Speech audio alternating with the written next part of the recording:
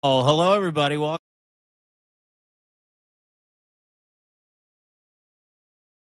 to Monday. Forget Taco Tuesday. Forget Taco Wednesday. We've got so many days of the week, but it's Monday.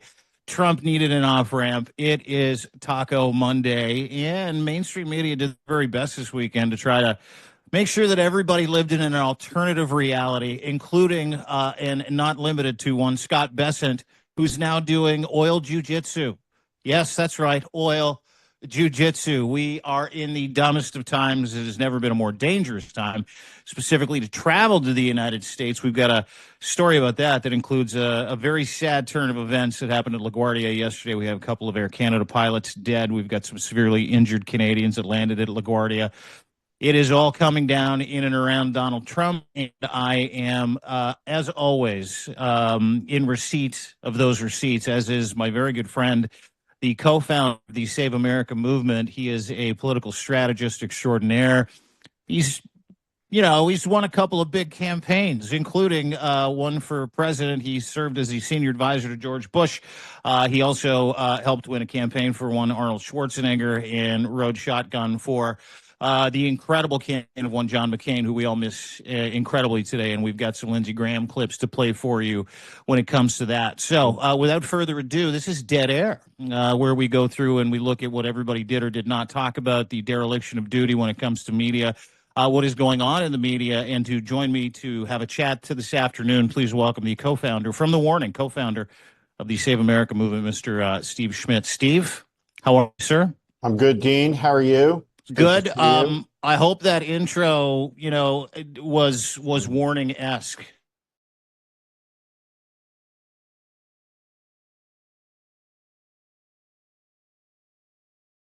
About to warn people about a lot of warnings that have to be Yeah. transmitted to the people. Yeah, today's no different. I mean, we said that we would set up this Monday to kind of go over what happened yesterday because the Yeah. dereliction of mainstream media is never been more apparent. We live in this golden age of fear when it comes to trying to communicate with people. Freedom of the press is not free. You and I have chatted about it several times that, the mainstream media, Donald Trump got this right. They appear to be the enemy of the people, and they are now the enemy of the people because they are on side with Donald Trump, whether or not they have been threatened by him, taken over by him, by the Ellison Group and Skydance, whether or not the consolidation is part of that conversation, doesn't matter.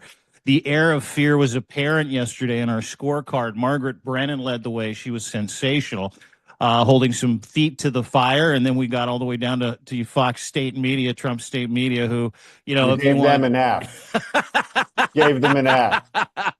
So I like the scores. Like I like the grades. I like the Yeah. grades that you're giving. And this whole idea so that the Save America movement is going to publish this. You're doing this every week, but you're going to review. Mm-hmm. And this is a necessary thing to do. You're going to review these Sunday shows, and hopefully we'll get some good circulation going on this. And you're going to give everyone a grade, and then we're going to talk about it here on Dead Air on Monday. We're going to go through the grades. We're going to go through the clips. We're going to talk about these Sunday shows because this is where Trump's top minions show up and they expose themselves to questions. And after 12 years, the truth of the matter is you've had very few good questions asked in really over a decade. Maybe you've had 10 good questions asked at most of any of these people. And so we're going to go through these Sunday shows. You are the grader. You're the professor. Thank you, sir. Appreciate that. The Yeah, judge. last week's grades didn't get a passing grade from you. The professor No, emeritus. no. You're too fucking nice, dude. The Canadian judge is very just. You're very fair. Thank you. I appreciate that. Well, let's go through it because, Trump didn't decide to end the war based on a bunch of phone calls and fake conversations until the day after we had our Sunday news roundup. And traditionally, Sunday is when everybody gets together. You get a little coffee talk, right? You get Margaret Brennan or John Carl or, Dana Bash, Jake Tapper. They sit down and they chop up the biggest stories of the week. What gets missed is almost as egregious as what gets glossed over. I'll start with Face the Nation because Margaret Brennan was incredible. And wrote an incredible piece about this. Margaret Brennan consistently is easily the most, she's consistently the most dogged when it comes to not letting people get away with that follow-up question. She's consistently, the most responsible when it comes to how she tries to suss out the intentions of the guests. But, the intentions of the guests being what they are. And you know how these Sunday shows work. You send out a group of 3 or 4 of your minions and they do roll call. They go through all 5 of these Right. daily news shows. They're not pundits. You got the energy secretary, Chris Wright, last week doing all the war heavy lifting, which was fucking unbelievable. And then you had Scott Besson. And I want to ask you about Scott Besson, after we play this clip, Mike, because this is one of those clips. And this is the clip where he's talking about doing oil jujitsu. Well, we talked last week about the economic disadvantage that this war is presenting the United States of America. Not only is Scott Besson the Treasury Secretary, who doesn't make any fucking sense whatsoever when he talks about giving Iran the opportunity to sell some oil that is at sea, letting Iran and letting Russia off of these sanction lists. But then he tries to explain it like, no, you don't understand. We're using their oil against them. We're using their money against them. Let's play this clip and then we'll get your thoughts. Mike? So which is better, Kristen? Which is better? If oil prices spiked to $150 and they were getting 70% of that, or oil prices below 100, it's better to have them where they are now. And to be clear, we had always planned for this contingency. About 140 million barrels are out on the water. In essence, we are jujitsuing the Iranians. We're using their own oil against them. We have a much better line of sight, to be clear, at Treasury when this oil goes to. If it goes to Indonesia, if it goes to Japan, if it goes to Korea, we have a much better line of sight and are able to block accounts that the oil goes into. When it goes into China, it completely gets recycled. So to be clear, that 14 billion number is grossly overstated. Perfectly. How great would it have been? I think she gets an A. This is how, I give you an A. What if she had looked and she had just been, what are you talking about, Willis? Right? What else could be said there? She was just like, what are you talking about? What was that? What is that? It's gibberish. It's complete nonsense. If you were sitting up there, yeah, and that was your question, I think it's a good question. Right over the middle of the plate. Right, not but a necessary question. Nothing wrong with the question, and that's the guy's answer. Now it's game on. Right, fish is on the hook. Mm-hmm. What do you say next? What should be said next here? If you're Kristen Welker, you're sitting there, and he's talked for a while. You got some time to think about it. I mean, if I'm Margaret Brennan and I'm sitting there listening to that, in my mind, not only does it not make any sense, I need a definition of oil jujitsu. I want to know how that works. Excuse me, that's with Brennan. That's with Brennan, not Welker. Right. With Brennan, okay? Yeah, that's what I want to know. I would like to know what the fuck you just said. That would have been the first question out of my mouth. What does any of that mean? Number one, in the words of Arnold from Different Strokes, what you talking about, Willis? That's Absolutely. What are you talking about, Willis? And has this oil jujitsu been used before?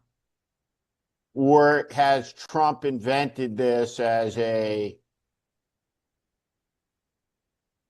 new form of power, diplomacy, whatever you may wish to call it? I don't know what it is, though, Steve. You've got this look on your face where you're getting ready to laugh, but you're not sure if you can because you know you have. No, I don't understand. That's the Secretary of the Treasury. Oh yeah, Secretary of the Bitcoin. These guys these guys are a preposterous lot. They're going to be hard to explain. They're going to be hard to explain. History is going to have a terrible judgment of them. Yeah. And of us as a people. Really incredible. Yeah.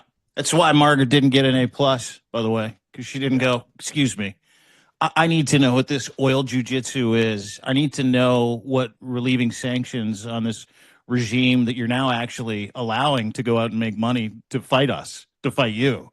That to me was the logical follow-up question, because not only does it not make any sense, but in the reverse, what you've done, your oil jujitsu, is allow them to make, you know, a shitload of money because of where Brent crude is, because of what you're doing to Iran, because of the fact no one can get any oil through the Strait of Hormuz. So explain how this jujitsu thing works. Not only could he not explain it, he then went in a series of circles in that explanation. And it's so preposterous. What am I trying to say? Preposterous. That's what I'm trying to say. It's so fucking ridiculous. That was what I should have went with, right? Fucking ridiculous. That anybody sits there and watches any of this on a news show and goes, well, that's the Secretary of the Treasury. Probably means something that I don't understand. And that's the loop that a lot of people get sucked into. And he did it again when it came to Donald Trump being asked by Margaret Brennan. Said, hey, listen, you know, Robert Mueller died this week, and Trump put out a tweet that said, good, I'm glad. So he can't hurt any human beings anymore. I want your thoughts on it because you wrote a piece, but let's play the clip, because the explanations all world. It's like, yeah, but do you have an idea how hurt his feelings were during that? This is amazing. It's amazing. If you could play it, Mike, it'd be great. Preposterous.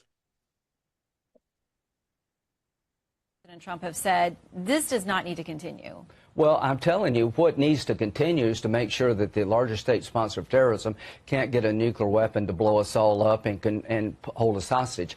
To the American people, they were 2 weeks away from having 90% enriched uranium to make 10 bombs. They've got missiles that go 4,000 kilometers. We're not going to live that way anymore. Since 1979, these people have been terrorizing the world. They've got American blood on their hands, and here's what we accomplished in 20 days. Their missile program has been obliterated. But their we saw nuclear the missile program that went has been towards obliterated, Garcia. and they're running out of money. So here's what I tell President Trump. Keep it up for a few more weeks. Take Carg Island, where all of the resources they have to produce oil. Control that island. Let this regime die on a vine. Yeah. So that's unfortunately Lindsey Graham, which will come handy a little later on. But Mike, if we could get that clip, it's Scott Bessent, and he's talking about the death of Robert Mueller and the fact that he sides with Trump because Trump said, quote, do you have any idea how much he hurt my feelings? If we have that clip, don't have the second Bessent clip. Okay, no problem. Anyway, we don't need the clip. Beautiful moment. Yeah. Beautiful moment.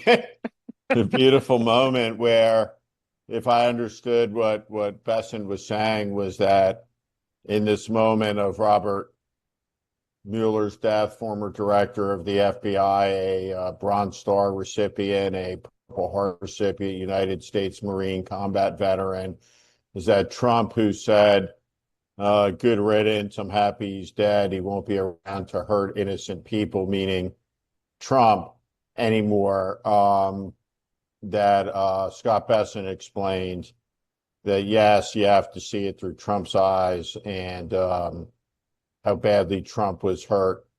And so, if we want to be sensitive about Robert Mueller's death, we have to appreciate that it's really about Trump, I guess, is what Scott Bessent was trying to tell us after the oil jiu-jitsu. Yeah, that's exactly. Thank you. I appreciate that. It's almost as good as having a clip. It's almost verbatim. I appreciate that. It wasn't just classless. I mean, for a guy that sent ICE squads to people's houses who sent around Charlie Kirk memes, I thought it was unbelievable. He's canonizing Charlie Kirk, self-avowed racist.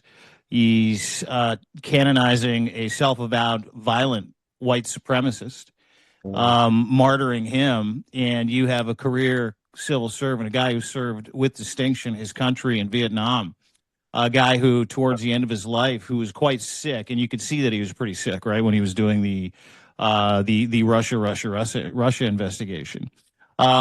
Give whatever he had left to his country. He dies of natural causes, Robert Mueller, at 81, and Donald Trump did good, and then use that as an opportunity to not only dance on his grave, but to assert the fact that he's been innocent of everything, and Robert Mueller did everything to hurt him. Robert Mueller gave him out, dude. Robert Mueller protected the office of the president when it didn't deserve to be protected. Robert Mueller did and continued to serve that country with distinction until the day he fucking died. Donald Trump won a bowling trophy in university. Donald Trump dressed up like a military guy when he went to military school and literally posted a picture of him dressed up in military garb standing next to his parents in high school and tried to pass himself off as Robert Mueller in the last 15 days. And for him to mock the death of a career civil servant like Robert Mueller that has the panache and the CV and the service record of one Robert Mueller, I thought it was, and it wasn't surprising, but I thought it might have been the lowest point of this regime, which is saying something, because we've had some low points. No, he's really despicable. He's really appalling, as we all know. And when it comes to this type of stuff, I think the only thing that's lower than Trump is all these people who get on their knees, like Scott Bessent, who try to justify it and appease it and explain it and rationalize it and celebrate it. It's just despicable. Yeah. It's despicable. Yeah. It is. And I, thoughts and prayers, obviously, for the Mueller family, but at the same time, I mean, that is a sitting president, and you had an incredible write-up on this where you talked about Lincoln and his Gettysburg Address. Now, there's comfort, that leaders give everybody else in these moments. And what I read, what you said, it was this just incredible lack of leadership, right? I mean, it's not even there. It's not even a conversation that we have around Donald Trump anymore. It really isn't. And in those moments, that's when you find men. That's when you find patriots. That's where you find people that are willing to serve their country. And in that moment, it was incredible, because it typified everything that I thought Donald Trump was, that we know he is, which is just someone who doesn't give a shit about that country, its history, or the fathers and the brothers and the sisters and the uncles and the aunts that made it what it is today, and the sacrifice that they made. Because that man, Robert Mueller, whether you believe in the Russia hoax or not, that man served his country with incredible distinction, Steve. Yeah, he was a Marine officer, combat veteran of the Vietnam War, and it is not for nothing that Donald Trump is talking loosely about using the Marines to invade Karg Island in the Persian Gulf off the coast of Iran at the same moment when he's disparaging the life achievements in the service of a decorated Marine combat veteran like Robert Mueller. Again, it's just, he's somebody who has absolutely no class, that is served by this ring of cowards who go out and expose themselves every Sunday. And it's always interesting to watch, because so much of the absurdism, so much of the bile, right, that they defend, all of it is so predictable. And it's a collision that's preordained to take place, same time, same place every week, with usually the same cast of characters who go out and say things that are just blithely untrue, mean-spirited, awful to say. They defend the lowest and the worst of everything all the time, and it's just an astonishment of the age that largely they've gotten away with it, because there's an absence of an ability to respond to it with a collection of dignity and righteousness and virtues that say this is appalling and here's why, and to make the defense of the virtue as compelling as the insult to it. Yeah, that's a great point. And, you know, I remember those interviews, like Barbara Walters. She was able to call people out on their ridiculousness. Do you remember that? Like, you remember when people would be at these interviews, Barbara Walters, like, listen, I talked to the banks. They say you're poor. Screw the banks. They don't know what to talk about. He gets away with that pass everywhere. And it was also evident with Jonathan Karl on ABC. His grade was about a C plus. You had Tom Tillis, who was on the show, and he was like, yeah, you know, ICE is a bit of a problem. I get it. Should we really have them in airports? I don't know. You know, it's probably not a great idea. It's a fucking terrible idea. I don't know if you're watching some of the videos of ICE literally beating the shit out of people in fucking airports this morning all across the United States of America.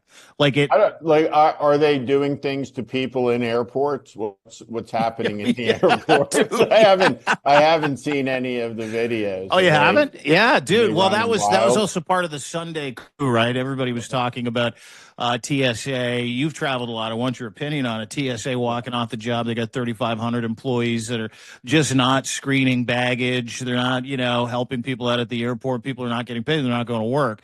You had another 400 walk off the job yesterday in L.A. LaGuardia. You had an Air Canada plane literally hammer itself into a fire truck that was making its way across the runway. Steve, 2 pilots dead, several seriously injured. I mean, and I'm laughing because it's just, you know, this is the kakistocracy. This is when it all starts to catch up and you start seeing mismanagement like this, but not just mismanagement.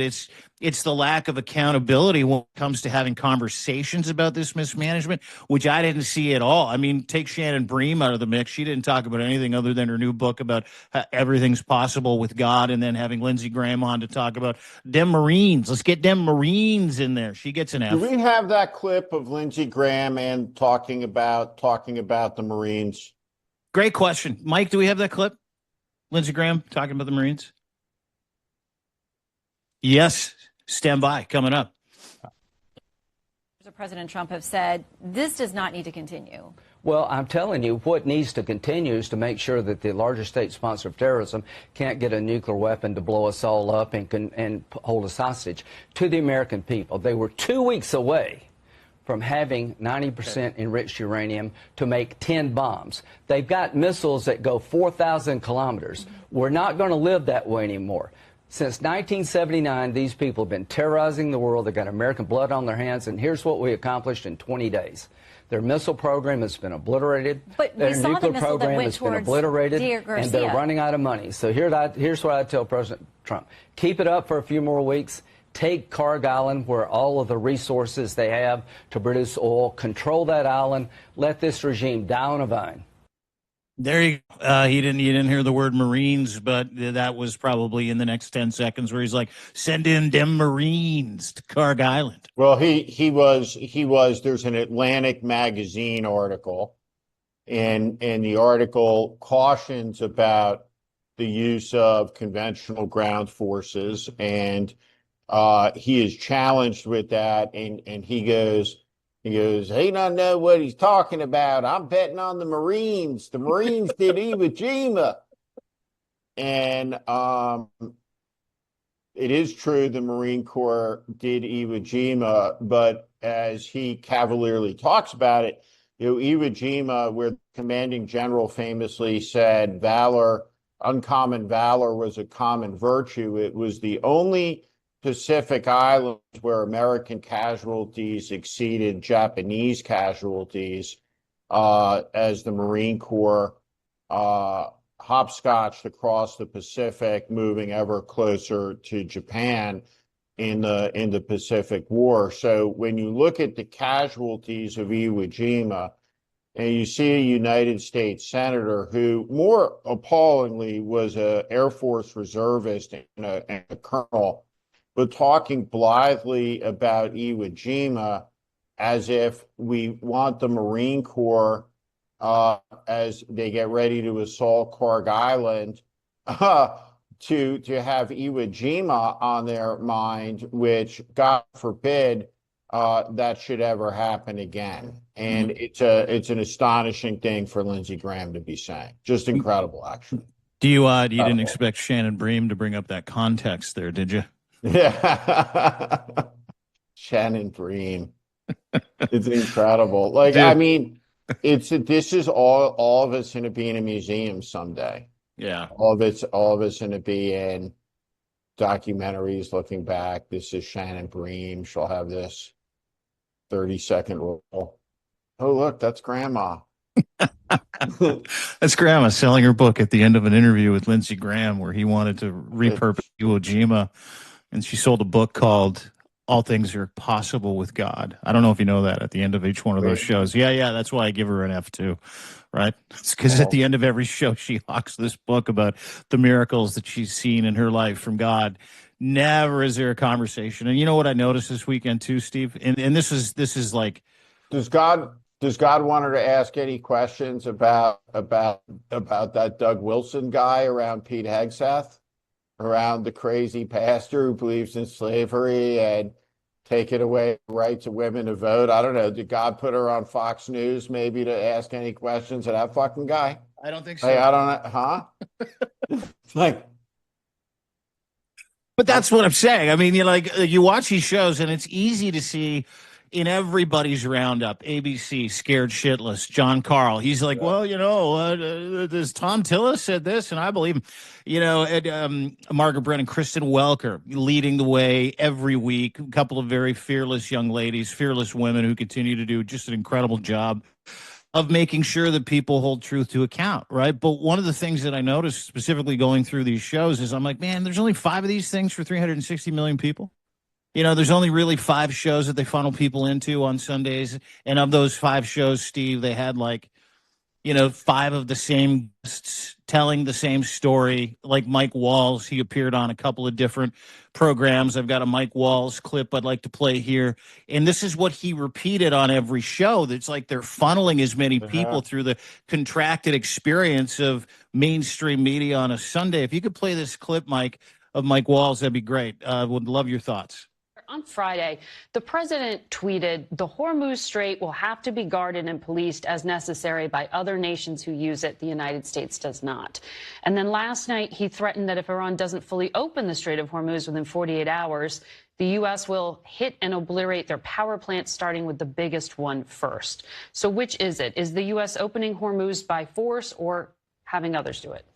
Well, I think it can be both. It's not necessarily mutually exclusive. I'm glad you're having NATO Secretary General Mark Rutte on. I think at his urging and his leadership, we've now seen Italy, Germany, France, and a number of others commit to help with this effort. After particularly since so much energy is going to Europe out of the Straits. We just had the Japanese Prime Minister commit to portions of her Navy and the Japanese Navy. 80% of what's coming out of the Gulf is going to Asia. So we are seeing our allies come around, as they should. But at the same time, the president is not going to stand for this regime, as it's threatened and tried for 5 decades to hold the world's energy supplies hostage under its genocidal intent. So some allies, like the United Kingdom, have talked about things like surveillance, anti-mining, anti-drone support for the United States, but in that appeal from the United States, I should say, in the Strait of Hormuz, but not until active combat ends. To be clear, that's what we're talking about. Well, and the president's been clear, too. He's going to continue to pound Iran's capabilities, its missile, its naval, and its drone capability. Yeah, there you go. Margaret Brennan, ladies and gentlemen, interviewing Mike Walls, UN ambassador. Steve, you want to talk about talking out of both sides of your mouth? And he did that on every single one of those shows. And that's as close as you got to accountability for Mike Walls. And keep in mind, we still have an update to this story, right? It's, Donald Trump is threatening everybody, saying, you need to help us in the Strait of Hormuz. He's also saying, you've got 48 hours, Iran, or we're going to destroy all of your civilian infrastructure. And he's painting that story, a congruent message from one President Donald J. Trump. And that was as close as we got to pushback. He was on 3 different shows. Margaret Brennan was as close as we got to someone saying, okay, listen, yes, the allies said they'd help, but they said after the military adventurism in the area was over, that's not something that they're helping with. And it leaves those questions that hang in the balance. And on other shows, Mike Waltz just ran everybody's show. Like he just continued to lie. What's amazing to me is that on all of these shows, is that he goes out there and let me back up. He has an audience of 1. And if you are the interviewer on one of these shows, it's zero sum. If you go back to the White House, if you're Mike Waltz and Trump is happy with you, then the interviewer of that show failed. Period. To me, right? That's the test.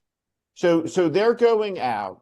It's something of a high wire act. Trump has picked all of these people as if they were from some line of central casting in his imagination. He expects them to go out and to make Trump look good about the things that Trump has decided to do. So one of the things that Walt says there in the middle of this that he got away with, and I always try to teach candidates in debate prep that when you go on these type of shows, it's not a talking exercise, it's a listening exercise. So when he goes, they've obstructed the world's oil supply for 47 years. Now, time out. The Iranian regime is terrible. It's murderous. It's theocratic. It's abusive towards women. It's the leading state sponsor of terrorism in the world. It's long aspired to get a nuclear weapon, but has it done that?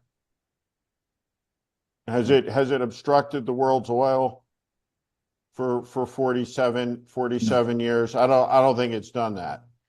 When he talks about the genocidal intent, what are you talking about? What are you talking about?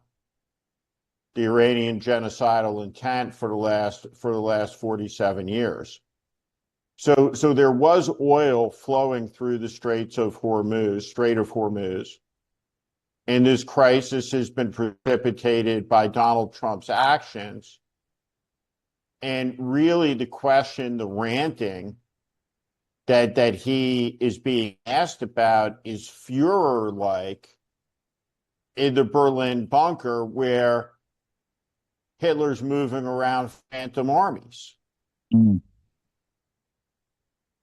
Right? What's he talking about here? The country's at war under false pretenses, shifting pretenses if you're an optimist, delusional optimist, right? You say we're at war with these people because of 18 different shifting reasons, but putting that aside, all of the casus belli that he just outlined, well, is that really true? That is not true. No. And no one stops to go deeper there, even blowing through a commercial break to get at the ground truth on this stuff. Yeah, I mean, these are things that someone like you notice. These are, What did you give Margaret Brennan? What was your grade? Oh, I gave her a C minus. You gave her a C minus. Kristen Welker got an A. I mean, she did well, right? Margaret Brennan got a C minus. She's a very nice person. Who, Margaret Brennan or Kristen Welker? They're both nice people, but Kristen Welker is a lovely person. Yeah, lovely. Yeah. And but she's had some tough moments on. But it's good to see she did good. Do we have any clips? Yeah, I believe we've got a Welker clip. Do we have another Welker clip for Mike? Yeah. Oh, yeah. Yeah, that's Sean right. Duffy. So Sean Duffy, let's get to Sean Duffy. And then we've got a Trump clip I want to get to. This is her, Kristen Welker. This is Sean Duffy doing his very best to tell everybody that, hey, this is a Democratic issue. All the 3,500 TSA employees that walked off the job, the fact that we're not paying people. So let's play this Kristen Welker with Sean Duffy, ladies and gentlemen.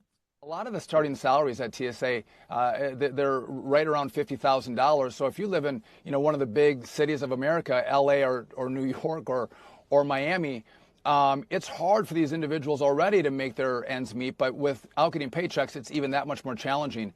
And so they're going to take other jobs to put food on the table and pay the rent. So I do think it's going to get much worse.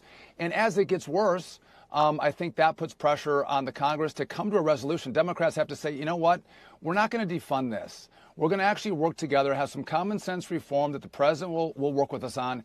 And, let's get America working again. And the last thing you want as you travel is to deal with political fights at the airport. Let that stay in Congress. But don't extract pain out of me and my family as I'm trying to just go to Florida and get some sun on my bones during spring break. A lot of the starting. There you go. He's just trying to go to Florida, some sun on his bones for spring break. And the one thing Ms. Welker did not do was follow up with that, which was, hey, you didn't say you're blaming the Democrats. This is you. This is your bill. You're trying to get this passed. It is you that is choosing not to pay TSA agents. It is you that is choosing not to pay people. It is you. It is nobody else. And that is why she didn't get an A+ or anything higher than an A-. But I will say this is that, for the most part, I mean, she was the most thorough out of everybody. I wonder in those interviews with people, Kristen Welker, Steve, are the guests setting the tone? Are the guests setting that agenda? Does Sean Duffy come in there and obviously it's a tough topic. It's a big issue. It's spring break. Lineups, TSA around the corner, out the door in Atlanta at the hub, Chicago O'Hare. I get that. But I mean, there is a war going on, and not only is there a war going on, but to your earlier point with Mike Waltz, you said there was just this allowance that you can paint Democrats as the ones that are responsible for the shutdown when it's your regime that's doing it. I still can't believe that Puck is the Secretary of Defense. It's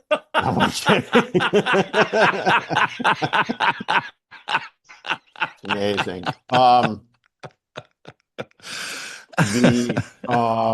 Sean Duffy. It's extraordinary.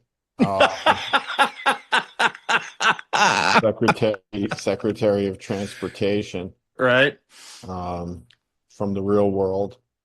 Those are his qualifications, dude. And, we leaned into it, right? Like today, I've got a post up at deanblundell.substack.com that talks about this, is that Air Canada has a spotless record. Today, you've got 2 dead pilots on the runway LaGuardia. LaGuardia is shut down right now. It's shut down until 2 p.m. This is the busiest one of, if not the busiest airports in the fucking world, So the issue why the government is shut down, and we can get into this a little bit, and this is part of my frustration with Democrats, is that once you stake out a position and you plant the flag, you have to hold your territory, you have to hold your line. And what the shutdown is about is that Democrats have said no more masked secret police that are operating outside the rule of law, outside the Constitution, that think the Fourth and the Fifth Amendments and the First Amendments and the Second Amendments don't apply to them. The 10th Amendment doesn't apply to them. We're not going to have masked secret police, masked secret agents running around the country. Now, we know a little bit more, by the way, about some of this in the aftermath of the Kristi Noem debacle and departure. As it turns out, her lover, Corey Lewandowski, without Senate confirmation, without any statutory authority, as a, quote, special government employee, is in fact the commander of all of this, with Greg Bovino reporting up to him.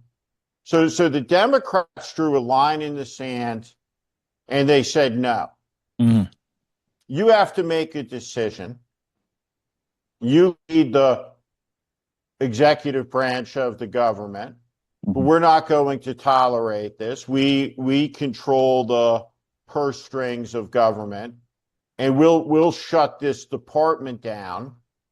And one of the implications of that in order to sustain a mass secret police, which the country didn't have 2 years ago, Yeah.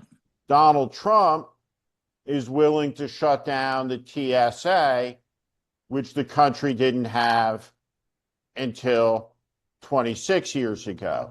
Now, one of the great ironies of this is that all of these ICE guys who have now been sent to the airports to do who knows what, but none of them know how to run the security scanners or do any of those things. But the ICE people who are standing around are not wearing masks. Yeah, did you see that? Right? So that's the whole point. If you want to do immigration enforcement, which is the law, it has to be done unmasked, which is the Democratic point. Right? Trump hasn't flooded ICE into airports masked. They're unmasked. If they can be unmasked in the airport, why can't they be unmasked in Minneapolis on the street? Do you know the answer to that? Do you know why they're unmasked in the airport? Because I don't, because they're inside. I don't I don't know. I don't know, but it makes no sense, right? They're being photographed in the airport. Yeah. Yeah. But again, right, this argument in the United States, you have all sorts of federal judges that stare down all sorts of notorious mobsters, all manner of prosecutor who stare down all type of killer without masks on. And so again, the inability to constantly make an argument about what's happening, why it's happening, what's required. Right? Your Democrats should be very comfortable saying, if what's required is to stand in line for 7 hours to get a message to Donald Trump that he's got to take the masks off these guys, that's what's required. We're not voting for it. Yeah, that's all the context that was missing from every one of those shows this weekend, Steve. Coincidentally, right? No one talked about, they didn't talk about the issues, whether it was this week or State of the Union. They would talk about the TSA strike. They wouldn't really get into why, the impetus of it. And there was one point, too, during the weekend, and not one of these news shows covered this, not one. But there's one point this weekend, Steve, where we got news that Donald Trump himself, and this is what I thought was fascinating, that Donald Trump himself had no problem sending ICE into these airports, that they were going to be in blue state airports specifically. That's what he was targeting. He was going to target these blue state airports. And it dawned on me that this is immigrations and customs, right? This is what they're trained for. This is kind of where they fucking should be. They should be in airports. They should be, talking to people when they come across the border. They should be enforcing immigration and customs laws on behalf of the United States. It's almost like this is exactly where they should be to begin with, right? This is, and to your point, not wearing masks at all. And I watched video after video after video of these ICE guys. They were very different in the airport than they were walking the streets of Minneapolis with Greg Bovino, masked, with weapons in their hands. Very fucking different. Very demure, saying hi to people, waving to people, shaking hands, because you could see who they were. You could see their faces. And he had a kaleidoscope of races that were, which is what like, I just assumed they were just a bunch of white nationalists that wanted to go and whoop some migrant ass. But you had Hispanic guys, you had black guys, you had Asian men, women, you had a real cross section of people. And I'm like, oh, okay. Yeah, the humanity involved here is very different than what I had expected in the story that was told to me. But to your point, every single one of these unmasked ICE agents doing their job, enforcing customs immigration, enforcing those laws, they were kind as punch. I saw one ICE guy's like, the concession's down here. There's a Starbucks. You can go get yourself some TGI Fridays. I got a beautiful TGI Fridays. They're nice now. Yeah. They've turned nice in the airports. No,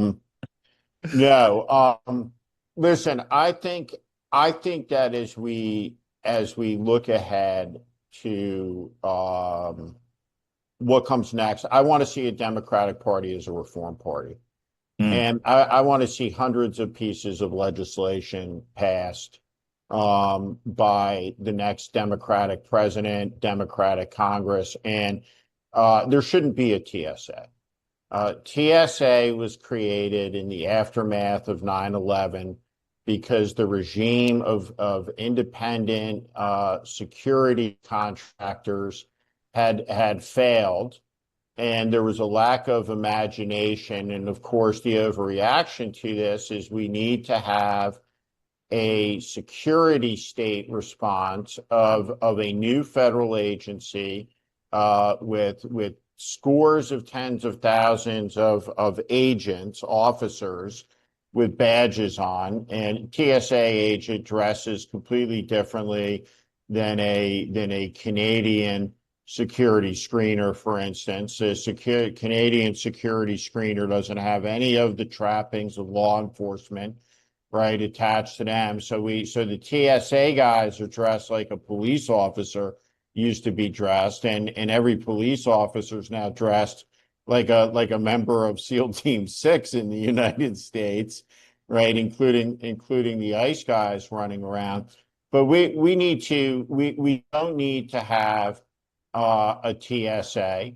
What we need to have is competent, professional privatization, state-of-the-art security to protect commercial and civil air travel. That's the important goal. That's what the standard has to be. And so these agencies, Customs and Border Patrol, to my mind, has to be broken up. It's in Canada, it's the Canadian Border Protection Agency. I think. Maybe you call it the U.S. Border Protection Agency, but the uniforms have to go. All of that, all of those things, all of those trappings, all of those symbols of this era need to go. And we need to demilitarize the police in the United States. We need to demilitarize the alphabet soup of federal agencies. I don't know if you keep the FBI, if you don't change the name of it. The truth of the matter is, from the civil rights era through this era, there's a history of a lot of disgrace, a lot of failure, a lot of abuse in the FBI. And maybe that needs a new name. Maybe the Department of Justice building has to go. It was an iconic structure in DC, but it's completely degraded and defaced, and maybe it needs something with a new beginning. But at any rate, all of these things have to be talked about, have to be contemplated in response to the abuses of the rule of law and justice that have taken place over this Trump era. Yeah, wipe the slate clean. I don't disagree. Now's the time to do it. Last thing, before I let you go, Steve, everybody, Steve Schmidt, the warning, make sure you hit the Chiron at the top, part of the Save America movement, one of the founders of the Save America movement.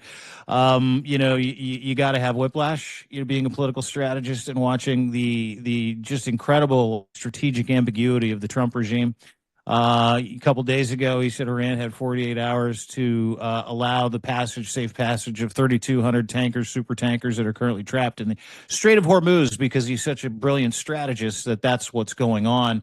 Then he said he was going to obliterate them and destroy all of their civilian infrastructure in ways that nobody's ever seen it before. You've never seen this before. And then this morning, wow, says in a Truth Social post, hey, guys, I got great news. We had secret meetings that no one's even heard about, not even the Iranian regime, because we've destroyed all their communications. So we had these secret meetings that nobody knows about with Jared Witkoff. Everything's good. We're going to do a 5-day delay. We're going to pause. We're not going to bomb anybody because Iran's coming to the table. We're going to get what we want. It's going to be over soon. Don't worry about it. Then we had the stock market bounce, came back 2 trillion, lost another trillion. So a circular pattern of 3 trillion in fucking wonky losses that seemed to happen with a bunch of insider trading just before the announcement took place. So we'll put that to the side real quick. And then the state of Iran and some of Iran's proxies were asked, "Hey, is this true? Is this true? You guys, you came to the table with the United States. You're going to surrender. You're going to give them what they want." And the Iranian regime, who I believe more than I believe the Trump regime, was like, not only did we not have a conversation, nobody here knows anything about what he said. We're just reading this for the first time. And then you kind of just started to spiral out and ask other trusted Five Eyes people about, whether or not there was a conversation. Not only was there not a conversation, there wasn't a meeting, there wasn't an email, there wasn't a text, there wasn't a WhatsApp, there wasn't a signal, there was nothing. This is just Trump deciding it's Taco Monday, Steve. It's over. I have nowhere to go but down. And so I'm going to announce something that didn't happen, and I'm going to end the war. That's what it looks like to me, but I want your thoughts. I mean, I don't have whiplash because I expect it, but this is just fucking enough. But it's also so fucking funny because it just keeps happening. He just continues to say shit. And he's going to take the rest of the day off to watch Gallipoli.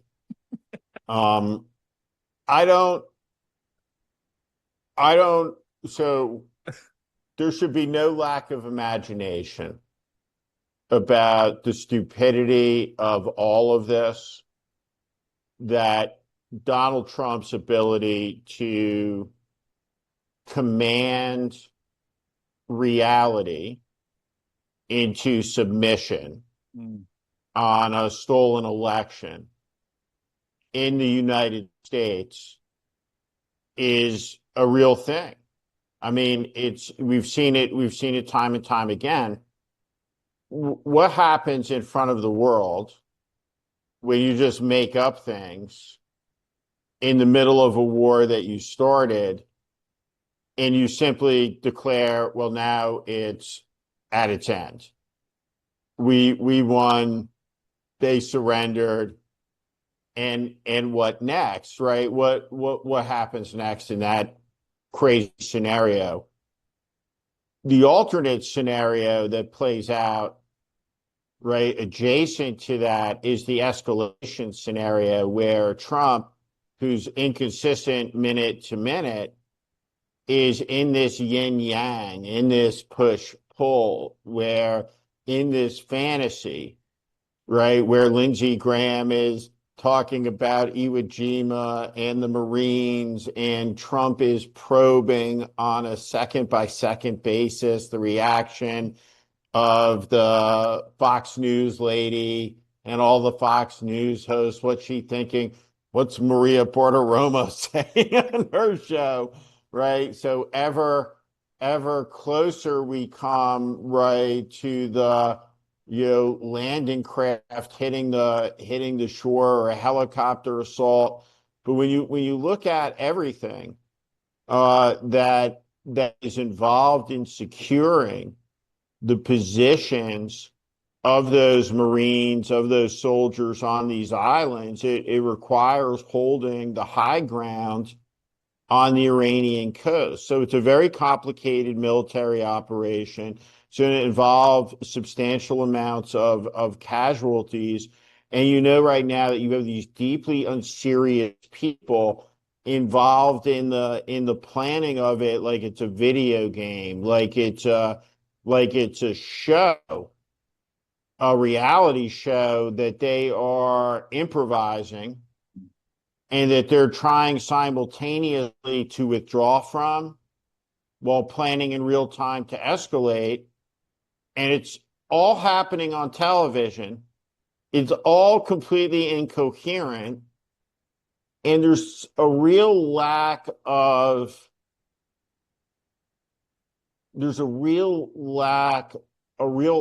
absence of passionate outcry and pushback in opposition to it on a moral basis, to the frivolousness of it, to the dishonesty of it, to the recklessness of it by the Schumer-led Senate. and by too many Democrats in the United States. This is a moment for utter clarity against this insanity. Oh, dude, glad to hear you say it. Chris Murphy says the same thing, and I He's think great. Chuck Schumer better start. He said it this weekend. Chuck Schumer better start looking behind him because he didn't get a vote of confidence. Keem Jeffries didn't get a vote of confidence. I mean, you talk about that party being a reform party, and that is such welcome news when you talk about that old two-party system and how ineffective. And you pointed this out many times. I mean, yeah, Donald Trump sucks, but he beat the fucking Democratic Party of the United States of America twice. For all the warts that we knew he had. Twice? Number one. Yeah. Twice? Yeah. Twice? And that's a huge question that, depending on what the mix of candidates is in 2027, 2028 will be a top tier or a secondary issue, but it's going to be an issue. It's the entire issue. If Kamala Harris is a candidate. Mm-hmm. Yeah. Well, this is the guy they beat. I want to play this last clip for you before I let you go. Steve Schmidt, The Warning. Everybody, please go give him a sub. Chiron at the top, of course, with the Save America movement. Please subscribe to them as well. They're the largest citizen-run advocacy group in the United States of America. And they are global, and I am proud to throw my hat in the ring with this group of beautiful people and patriots. But to your point, I want to play this last clip. This is Donald Trump. Apparently if you get him on Air Force One or just ahead of Air Force One, there's more pushback in those questions, in those scrums, because this was a great question. Someone asked Trump about that tweet and his Truth Social post going, so you had a meeting, did you, with the Iranians? Can you tell us about it? Mike, if you can play the clip. Steve Witkoff speaking with, Mr. President. A top person, don't forget. We've wiped out the leadership phase 1, phase 2, and largely phase 3. But we're dealing with the man who I believe is the most respected and the leader. People that seem to be running it, and they seem that based on really fact, because things they've said have taken place. Mr. President, Again. Mr. President, I know you've deployed. Because I don't want him to be killed. Okay? I don't want him to be killed. Mr. President, you've deployed. Nobody wants to be that. Nobody wants that job right now, Nobody's exactly looking forward to being the head of that particular country, but perhaps we'll be able to solve that problem. Mr. President, Yeah. He's talking to Mo Larry in West Palm Beach.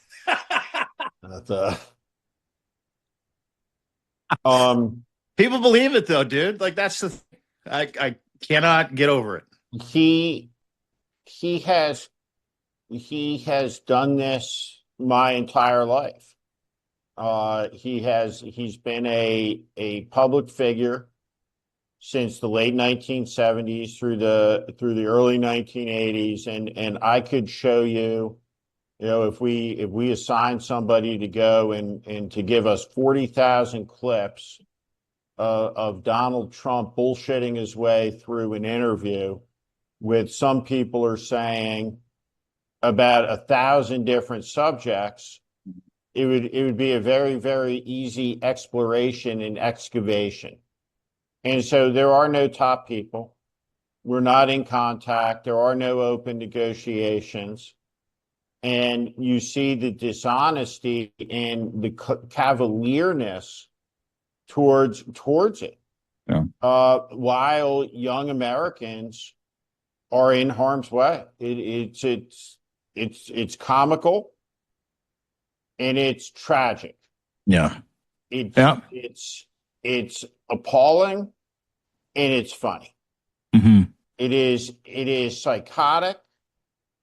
It is deranged, and the American people are responsible for it. Well said, and responsible for what they get, and they will not get upset. And that is what the Trump regime is telling you. That is what mainstream media is telling you. Please go to the Save America Movement Substack and check out the latest, specifically when it comes to the scorecard. You can check out the entire scorecard from this weekend. Yeah, let's put up the scorecard. Let's have a little peek. I want to make some revisions on the grades. I want to look at all right. You got the scorecard, Mike? You got the Save America Movement Sunday you gave Kristen scorecard. Welker this weekend. She got a B-. Yep. Oh, You we're gave B minus. Margaret Brennan an A minus. Yes. You gave Jonathan Karl a D plus. You gave Shannon Bream an F. 2 weekends of Fs. The Canadian judge, very tough. Yeah. On Fox News. State of the Union, Dana Bash dropping from a B plus to a C minus. That's right. But Kristen Welker climbing from a C minus to a B minus. Yeah. And Margaret Brennan coming on up. Jonathan Karl dropping a little. We don't have the regular in there. We don't have George Stephanopoulos. We have the replacements in there, but we have all of them together: a B minus, an A minus, a D plus, an F, a C minus. I mean, you're not getting into Harvard with those grades collectively. That's the team there, right? Right? You're not. Well, and I got to be honest. I I feel like I was too kind to Shannon Bream the first week. That was the first week where you're like, dude, I wish I had you grading my math tests in fucking high school. So I had to get real. So I apologize. But yeah, if you go to deanblundell.substack.com, you can check it out. Week 3 scorecard. Who is going up? Who is going down? Why they're going up and down? What was asked? And it's always, I think with each one of these pieces, it's always what they don't cover. It's always what they allow people to get away with. It's never so much what they didn't say or didn't do, but contraction being what it is and the State of the Union being what it is, just another disaster if you weren't named Margaret Brennan or Kristen Welker this weekend as the Dead Air feature continues. It's week 3. and that's him. And that's Duffy. That's Sean Duffy from back then. That's Was it Buck? That's Buck. And he's the Secretary of Defense now. That's amazing. And he's got all those Christian nationalist tattoos. That's right. Deuce Volt. Yeah, he's going to get him. Can I just say one last thing about Scott Bessent is, over the next 20, 25 years, as history makes its judgment against him, it's going to be very brutal for the guy. It's going to be very brutal. Why? I think history is a brutal judge. I think the world will become very small. Look at Kristi Noem already. What life is like outside the gates, outside the patio. Outside the compound. No motorcade, no government housing, no Air Fuck One, none of it. None of it. What is she doing? I thought she was running Shield of the Americas, Steve. No, but I'm going to tell you something. This Corey Lewandowski, and we got to talk about this. We'll talk about this on Friday when we get to the end of the week. But Corey Lewandowski's in a lot of trouble. These contracts, the advertising campaign, it looks like a couple things have been established. Looks like about $33 million in fees were generated out of that spending. So who got the $33 million? Is the question, and how did it kick back to Corey? And Corey Lewandowski was really running the Department of Homeland Security. And what I would say is, if you have a situation where Corey Lewandowski is running the Department of Homeland Security, you got to get rid of the Department of Homeland Security. You got to break it up. You have to put the Coast Guard back, for example, with the Department of Defense. Need to break up this agency that's become a real threat to the liberty of the American people. Well said. Thanks for doing this, dude. As always, Steve Schmidt, The Warning, please give him a sub anywhere you find Steve Schmidt. He is on Twitter as well, even though he doesn't spend time there. I know he's deeply convicted about that as well. But you can get his content there, too. And remember, if you see ICE in the airports, they're nice now. They're not ICE anymore. They're nice. Yeah. Give yourself an extra 10 hours if you're going anywhere this weekend, everybody. Be like, you see those ICE guys, be like, where's the TGI Fridays? Can I get you a milkshake? Thanks for taking your mask off, guys. You look great without a mask. Yeah, nice to see your faces. What's your name? That kind of stuff. Yeah, absolutely. If you're a teenager, to go up and talk to them. I'm thinking about joining ICE. I really like the videos. Love the work that you guys You know what put I don't together. like seeing, and just like a last word, is that I know the lines are long, but I don't like seeing Christy No videos still going on at the airport. Right, she's gone. Like but they still got her video. Are they still playing there. those videos? They're still playing them. Oh, yeah, playing yeah. them. Well, it's because they spent so much money on the first set of videos. They don't have enough money to do new videos with the new Right, DHS. they Mark have to. Wayne, They yeah. and they can't get him through the filming because he can't read so good. Mark Wayne. Yeah. So, I like some people are saying that they've done 972 takes of Mark the new Wayne. video, but he can't do it because he really can't pronounce the word airplane. And it's There's a problem with TSA. problem. Say it again. It's the Yeah. 3 letters, Mark Wayne. And so that transportation is a 3-syllable word is tough for them, and can't get through it. So they got 972 takes down. They can't get it together, and they're gonna keep trying. But they got that Christy Nome video still up, and I don't like it.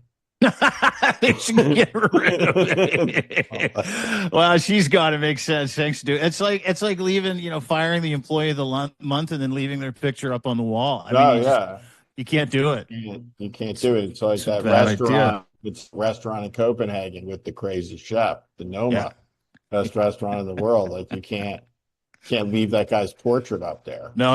You got to get him down. You gotta get it down. You got to get the Hegseth portrait down, the Cash Patel portrait down. Dude, I haven't heard you once complain. You travel more than anybody. I see people complaining about lineups and security, fucking lineups, and being frisked by 15 people. You haven't said a word. Not one word. No, you gotta be able to navigate the airport with grace, Dean. The stoic determination. It's just nice because you're like the only American not bitching about lineups at airports. No, but I do know this is we got a broken air traffic control system and at LaGuardia Airport yesterday. You had an air traffic controller put a fire truck on the runway, and a Canadian Air Canada regional jet slammed into it. Yeah. And we're talking about appropriations of $200 billion for Trump's adventure in Iran. And the air traffic control system's been fucked up for 25 years, and it hasn't been fixed. And these airports are dangerous, and they're congested. Burbank Airport on the West Coast is in competition with LaGuardia as the most dangerous airport in the country. And we're going to have accidents, and we're going to have more accidents. And part of the reason we have these accidents is because at the end of the day, despite the fact that an enormous percentage of the population flies all the time, the people who fly obviously don't give a fuck enough about their safety to tolerate a dipshit like Sean Duffy from the real world being the fucking Secretary of Transportation, which is an amazing thing in a country of 330 million people that sets all the world's rules for transportation safety standards. It's just astonishing. Yeah, it is, and it ended poorly again yesterday. Worst 365 that America's ever had in terms of air traffic and safety at each one of your airports around the United States of America. Just statistically, it has been the worst year on record, whether it's mid-air collisions. Yeah, it's been a really terrible year, but it takes a while to catch up, and it has caught up. And my thoughts and prayers with the family that came to Montreal. They had some family members that passed away yesterday. You had a couple of Air Canada pilots that passed away the other day. And you had one air traffic controller, which is against the rules. When you hear about it, you had one air traffic controller at LaGuardia managing 2 emergencies. And that's why he sent this fire truck across the runway and didn't know. And so you're supposed to have one air traffic controller per emergency to that point. they don't have enough, and they don't get paid, and they've been asked to show up and do their patriotic duty. Well, that patriotic duty stops when you can't feed your fucking family, to your point, right? And to your better point, you've got the real world guy who used to run around with his just in his gitch, hot tub to hot tub on Big Brother and Real World on MTV shows, who doesn't have any education whatsoever when it comes to managing any kind of infrastructure in any capacity whatsoever, running the NTSB, running the Department of Transportation. So it'll get worse before it gets better. Sorry to end off on that. I know you got to travel. Government of whack jobs. Come to Canada, Government of whack dude. jobs. Just come back to Canada. End of March. See you soon. Soon enough, buddy. Pete. Appreciate you doing that. Got it. Take Talk care. to you soon. Steve Schmidt, ladies and gentlemen, the Save America Movement. Please go and subscribe. Please go and donate. Please go to the SaveAmericaMovement.org. And check them out. And please subscribe to Steve Schmidt at The Warning, DeanBlundell.substack.com. Thanks all. Have a great day. We'll see you soon.